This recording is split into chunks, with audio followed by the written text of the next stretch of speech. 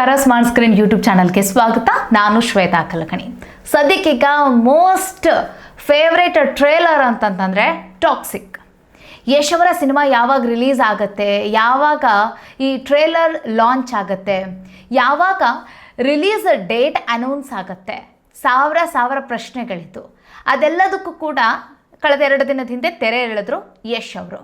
ಆದರೆ ಈಗ ಯಶ್ ಅವರಿಗೆ ಒಂದು ತಲೆನೋವು ಶುರುವಾಗಿದೆ.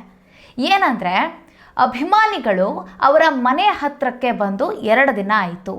ಇನ್ನೂ ಆದ್ರೂ ಸಹಿತ ಯಶ್ ಅವರು ಬಂದು ನಮ್ಮ ಜೊತೆ ಮಾತಾಡ್ತಾ ಇಲ್ಲ. ಒಂದು ಫೋಟೋಗೆ ಅಂದರೆ ಸೆಲ್ಫಿ ಕ್ಲಿಕ್ಕಿಸ್ಕೊಳ್ಬೇಕು ಅಂತ ಹೇಳಿ 2 ದಿನ ಆಯಿತು. ನಾವು ಊಟ ನಾಷ್ಟ ಬಿಟ್ಟು ಮನೆ ಬಿಟ್ಟು ಇಲ್ಲಿ ಬಂದು ಕುತ್ಕೊಂಡಿದ್ದೀವಿ, ತಿರುಗಿ ಕೂಡ ನೋಡ್ತಾ ಇಲ್ಲ. ಅಂದರೆ ಅಭಿಮಾನಿಗಳಂತಂದರೆ ಅಷ್ಟೊಂದು ಅಸಡ್ಡೆನಾ? ಕನ್ನಡಿಗರು ಬೇಕಾಗಿಲ್ವಾ ನಿಮಗೆ ಅಂತ ಹೇಳಿ ಯಶ್ ಅವರ ಅಭಿಮಾನಿಗಳು ತಮ್ಮ ಆಕ್ರೋಶವನ್ನು ವ್ಯಕ್ತಪಡಿಸ್ತಿದ್ದಾರೆ. ಸೊ ಹಾಗಾದರೆ ಅಷ್ಟಕ್ಕೂ ಏನಾಯಿತು ಅನ್ನೋದು ಇವಾಗ ಕಾಡ್ತಾ ಇರೋ ಪ್ರಶ್ನೆ. ಬನ್ನಿ, ಹಾಗಿದ್ರೆ ಈ ವಿಡಿಯೋದಲ್ಲಿ ನೋಡ್ತಾ ಹೋಗೋಣ. ವಿಡಿಯೋನ ಅಂತಿದ್ದವರೆಗೂ ನೋಡಿ. ವಿಡಿಯೋ ಇಷ್ಟ ಆಗಿದ್ರೆ ಲೈಕ್, ಶೇರ್, ಕಾಮೆಂಟ್, ಸಬ್ಸ್ಕ್ರೈಬ್ ಮಾಡೋದನ್ನು ಮರಿಬೇಡಿ. ಎಸ್ ವೀಕ್ಷಕರೇ, ಯಶ್ ಅವರ ಸಿನಿಮಾ ಕಳೆದ 4.5 ವರ್ಷದಿಂದ ಟಾಕ್ಸಿಕ್ ಚಿತ್ರಕ್ಕಾಗಿ ಹೈಯೆಸ್ಟ್ ಬಂಡವಾಳ ಅಂದರೆ 500 ಕೋಟಿ ಬಂಡವಾಳವನ್ನು ಸುರಿದು ಭಾರಿ ವೆಚ್ಚದಲ್ಲಿ ಸಿನಿಮಾವನ್ನು ಮಾಡಿ ಇವತ್ತು ಅಭಿಮಾನಿಗಳಿಗೆ ಅವರ ಇಷ್ಟು ದಿನಗಳ ಟೀಸರ್ನ ನೋಡಿದ್ದಾರೆ. ಮೊನ್ನೆ ಅವರ ಟ್ರೇಲರ್ನ ನೋಡಿದ್ರು. ಟ್ರೇಲರ್ನ ಮೂಲಕ ಎಲ್ಲರಿಗೂ ಕೂಡ ಒಂದು ರೀತಿಯ ಹಬ್ಬವನ್ನು ಕೊಟ್ಟಿದ್ದಾರೆ. ಹಬ್ಬ ಅಂತಂದರೆ ತಪ್ಪಿಲ್ಲ. ಅಷ್ಟರ ಮಟ್ಟಿಗೆ ಆ ಒಂದು ಟ್ರೇಲರ್ ಜಗಮಗಿಸ್ತಾ ಇದೆ ಅವರ ಆ್ಯಕ್ಟಿಂಗ್. ಸೊ ತಮ್ಮ ಫೇವರೇಟ್, ತಮ್ಮ ಪ್ರೀತಿಯ ಯಶ್ ಅವರನ್ನು ನೋಡಬೇಕು, ಅವ್ರ ಜೊತೆ ಒಂದು ಸೆಲ್ಫಿ ತೊಗೊಳ್ಬೇಕು ಅಂತ ಹೇಳಿ ಅಭಿಮಾನಿಗಳು ಇವೆಂಟ್ ಮುಗೀತಲ್ಲ, ಮೊನ್ನೆ ಇವೆಂಟ್ ಮುಗಿತಾ ಇದ್ದಂತೆ ಅವರ ಮನೆ ಹತ್ರ ಹೋಗ್ಬಿಟ್ಟಿದ್ದಾರೆ. ಯಶ್ ಅವರು ರಾತ್ರಿ ಸುಮಾರಿಗೆ ನಾನು ನೋಡಿದ ಹಾಗೆ ಒಂದಿಷ್ಟು ಸೋಷಿಯಲ್ ಮೀಡಿಯಾದಲ್ಲಿ ಕಾಣಿಸ್ಕೊಂಡಿದ್ರು. ಯಶ್ ಅವರು ಬಂದಂತಹ ಅಭಿಮಾನಿಗಳಿಗೆ ಕೈ ಕುಲುಕಿಸಿದ್ದಾರೆ, ಅವ್ರ ಜೊತೆ ಮಾತಾಡಿದ್ದಾರೆ. ಸಿಗನ, ಇಲ್ಲಿ ವೆಯ್ಟ್ ಮಾಡ್ಕೊಂಡು ಕೂತ್ಕೊಳ್ಳೋಕೆ ಹೋಗ್ಬಿಡಿ ನಿಮ್ಮ ಮನೆಗೆ ಅಂತ ಹೇಳ್ದಂಗಿದೆ. ಆದರೆ ಅಭಿಮಾನಿಗಳು ಅಲ್ಲಿಂದ ಕಾಲು ಕಿತ್ತಿಲ್ಲ. ಅವ್ರೇನು ಮಾಡಿದ್ದಾರೆ ಅಂತಂದರೆ, ಯಶ್ ಅವರು ಮಾತಾಡಲೇಬೇಕು ನಮ್ಮ ಜೊತೆಗೆ, ಮತ್ತು ಅವ್ರು ನಮ್ಮ ಜೊತೆಗೆ ಫೋಟೋ ತೊಗೊಳ್ಬೇಕು, ಅಂದರೆ ಸೆಲ್ಫಿ ಕ್ಲಿಕ್ಕಿಸ್ಕೊಳ್ಬೇಕು, ನಾವು ಅವ್ರ ಜೊತೆಗೆ ನಿಂತ್ಕೊಂಡು ಒಂದು ಫೋಟೋ ತೊಗೊಳ್ಳೇಬೇಕು ಅಂತ ಹೇಳಿ ಅವರ ಅಭಿಮಾನಿಗಳು ಏನಿದ್ದಾರಲ್ಲ ಅವರ ಮನೆ ಹತ್ತಿರಕ್ಕೆ ಹೋಗಿ ಕೂತ್ಕೊಂಡ್ಬಿಟ್ಟಿದ್ದಾರೆ. ಸತ್ಯಾಗ್ರಹ ಮಾಡ್ತಾ ಇದ್ದಾರೆ ಅಂತಂದರೆ ತಪ್ಪಿಲ್ಲ. ನೋಡಿ, ನಾಷ್ಟ ಮಾಡಿಲ್ಲ, ಊಟ ಮಾಡಿಲ್ಲ, ಮನೆ ಬಿಟ್ಟು 3 ದಿನ ಆಯಿತು, 2 ದಿನ ಆಯಿತು ನಾವು ಬಂದು ಕೂತ್ಕೊಂಡು ಕನ್ನಡಿಗರಿಗೆ ಕೊಡುವ ಬೆಲೆ ಇಷ್ಟೇನಾ, ನಿಮ್ಮ ಅಭಿಮಾನಿಗಳಿಗೆ ಕೊಡುವ ಬೆಲೆ ಇಷ್ಟೇನಾ ಅಂತ ಹೇಳಿ ಆಕ್ರೋಶವನ್ನು ವ್ಯಕ್ತಪಡಿಸ್ತಾ ಇರುವಂಥ ಅಭಿಮಾನಿಗಳಿಗೆ ನಾ ಕೇಳಲಿಕ್ಕಿರುವಂತಹ ಪ್ರಶ್ನೆ ಇಷ್ಟೇ.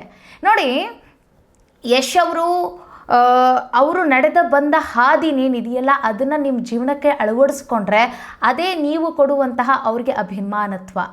ಅದರ ಹೊರತಾಗಿ ಊಟ ಬಿಟ್ಟೆ, ನಾಷ್ಟ ಬಿಟ್ಟೆ, ಮನೆ ಬಿಟ್ಟೆ, ಅಲ್ಲಿ ಬಂದು ಕೂತ್ಕೊಂಡೆ, ಫೋಟೋ ಕೊಡ್ತಾ ಇಲ್ಲ ಅಂತ ಕೇಳಿದ್ರೆ ಏನು ಹೇಳಬೇಕು ನಿಮ್ಮ ಈ ಹುಚ್ಚುತನಕ್ಕೆ ನನಗೆ ಗೊತ್ತಾಗ್ತಿಲ್ಲ. ಸಾರಿ, ಹುಚ್ಚುತನ ಅಂದಿದ ತಕ್ಷಣ ಅಭಿಮಾನಿಗಳಿಗೆ ನೀವು ಬೈತೀರಾ ಅಂತ ನೀವು ಅನ್ಬೋದು. ನೋಡಿ, ಮೊದಲು ನಿಮ್ಮ ಕೆಲಸ, ನಿಮ್ಮ ತಂದೆ ತಾಯಿ ಮತ್ತು ನಿಮ್ಮ ಜವಾಬ್ದಾರಿಗಳನ್ನು ನಿಭಾಯಿಸಿ. ಅವರು ಅಷ್ಟೇ ಅಲ್ವಾ, ಅವರವರ ಜವಾಬ್ದಾರಿಯನ್ನು ನಿಭಾಯಿಸಿ ಇವತ್ತು ಇಷ್ಟರ ಮಟ್ಟಿಗೆ ದೊಡ್ಡ ಉತ್ತುಂಗಕ್ಕೆ ಅವ್ರು ಏರಲಿಕ್ಕೆ ಸಾಧ್ಯ ಆಯಿತು. ಅವರು ಕೂಡ ನಾನು ಯಾರ್ದೋ ಒಬ್ಬ ಅಭಿಮಾನಿ ಅಂತ ಹೇಳಿ ಅವ್ರ ಮನೆಯಲ್ಲಿ ಕೂತ್ಕೊಳ್ಳೋದು, ಅಂದರೆ ಅವ್ರ ಮನೆ ಮುಂದೆ ಕೂತ್ಕೊಂಡು ಸತ್ಯಾಗ್ರಹ ಮಾಡೋದು, ಫೋಟೋ ತೊಗೊಳ್ಬೇಕು ಅಂತ ಕೂತ್ಕೊಳ್ಳೋದು, ಹೀಗೆಲ್ಲ ಮಾಡಿದರೆ ಅವರು ಈ ಮಟ್ಟಕ್ಕೆ ಇವತ್ತು ಬರ್ತಾ ಇರಲಿಲ್ಲ. ಸೊ ಇಂತಹ ಬೇಸಿಕ್ ವಿಷಯಗಳನ್ನು ಅರ್ಥ ಮಾಡ್ಕೊಂಡಾಗ ಮಾತ್ರ ನಾವು ಜೀವನದಲ್ಲಿ ಮುಂದೆ ಬರ್ತೀವಿ. ಇಲ್ಲ ಅಂತಂದರೆ ನಾವು ಬರೀ ಇನ್ನೊಬ್ಬರ ಮನೆ ಮುಂದೆ ಕೂತ್ಕೊಂಡು ಸತ್ಯಾಗ್ರಹ ಮಾಡೋಕ್ಕೆ ಲಾಯಕ ಆಗ್ಬಿಡ್ತೀವಿ ಅಂತ ನಾನು ಹೇಳಕ್ಕೆ ಇಷ್ಟಪಡ್ತೀನಿ. ಸೊ ಏನಂತಂದರೆ, ಎಲ್ಲರಿಗೂ ಅವ್ರವ್ರದ್ದೇ ಆದಂಥ ಜವಾಬ್ದಾರಿ ಇರುತ್ತೆ.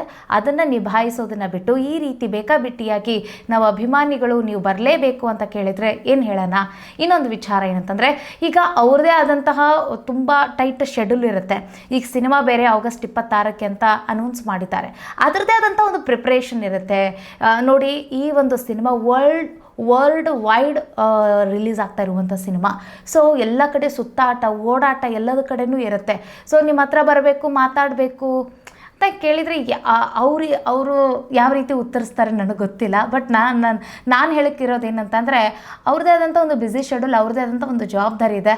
ಅದನ್ನು ನಿಭಾಯಿಸೋಕ್ಕೆ ಬಿಟ್ಟುಬಿಡಿ. ಹಾಗೆ ನಿಮ್ಮ ಜವಾಬ್ದಾರಿನ ನೀವು ನೋಡ್ಕೊಳ್ಳಿ ಅಂತ ನಾನು ಹೇಳಕ್ಕೆ ಇಷ್ಟಪಡ್ತೀನಿ.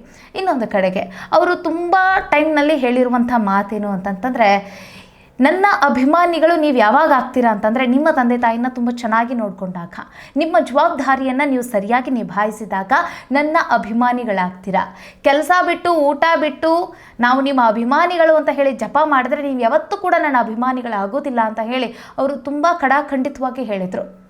ನಿಜವಾಗ್ಲೂ ನೀವು ಅವರ ಅಭಿಮಾನಿಗಳಾಗಿದ್ದರೆ ಅವರ ಜೀವನದ ಶೈಲಿಯನ್ನು ಅವರು ಎಷ್ಟು ನೋಡಿ ಅವರು ಯಾವ ರೀತಿಯಾಗಿ ವರ್ಕ್ ಈಸ್ ವರ್ಷಿಪ್ ಅಂತ ಹೋಗ್ತಾ ಇದ್ದಾರಲ್ಲ, ಆ ಒಂದು ನಿಯಮವನ್ನು ನಿಮ್ಮ ಜೀವನಕ್ಕೆ ನೀವು ಅಳವಡಿಸ್ಕೊಳ್ಳಿ. ಈ ರೀತಿಯಾಗಿ ಅವ್ರ ಮನೆ ಮುಂದೆ ಕೂತ್ಕೊಂಡು ಸತ್ಯಾಗ್ರಹ ಮಾಡೋದು ತಪ್ಪು ಅಂತ ಹೇಳಿ ಇದು ನನ್ನ ಅನಿಸಿಕೆ. ತಪ್ಪಿದ್ರೆ ಕ್ಷಮಿಸಿ, ನಿಮ್ಮ ಅನಿಸಿಕೆಯನ್ನು ಕಾಮೆಂಟ್ ಮಾಡಿ ಅಂತ ಹೇಳ್ತಾ ಸಿಗೋಣ ಮುಂದಿನ ವಿಡಿಯೋದಲ್ಲಿ. ನಮಸ್ಕಾರ.